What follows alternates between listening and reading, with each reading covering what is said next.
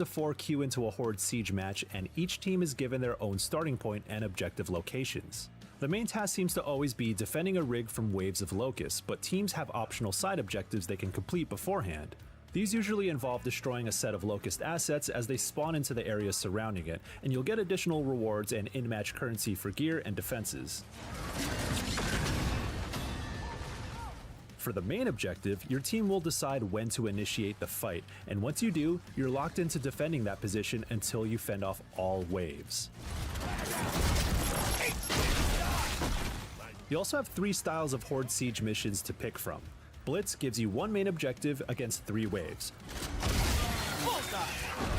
Normal Siege gives you 3 objectives against 3 waves each. And Standard Horde gives you 1 objective against the full 10 waves. Regardless of mission type, you'll need to extract after the final wave to get the full set of match rewards. A helicopter will fly in and land at different locations while you try to survive an indefinite wave of even more locusts, which heightens the stakes and keeps you fighting until the very end of the match. Look alive! We have an armored crew active play.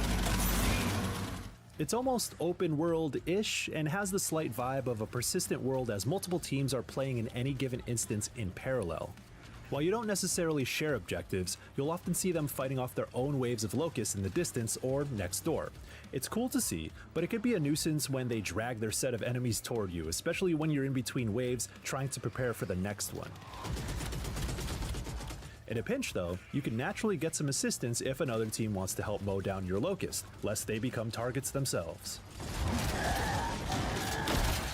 That also feeds into an element of emergent gameplay, if you will, since you never really know what positions you'll have to defend when queuing into a match, forcing you to adapt to the surroundings of each key area around Kelowna as objectives get assigned. I played about 6 hours of Horde Siege specifically, and I eventually got some of the same tasks, but it still felt fresh, especially in the normal Siege mission type, since part of the deal is running across Kelowna as you're fighting to survive each moment.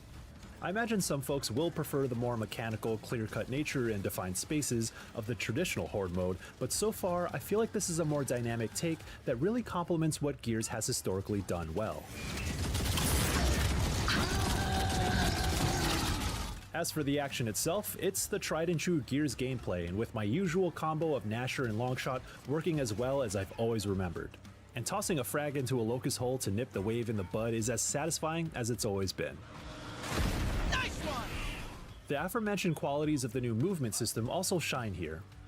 Now I know the way you play a Horde mode as opposed to a versus match is very different due to the chaotic movement patterns of actual players, but for the purposes of PvE, repositioning and getting between cover feels smoother than ever, which is important because Locust Hordes seem to barrel down at you at an alarming rate in each wave. And in a way, it's more overwhelming than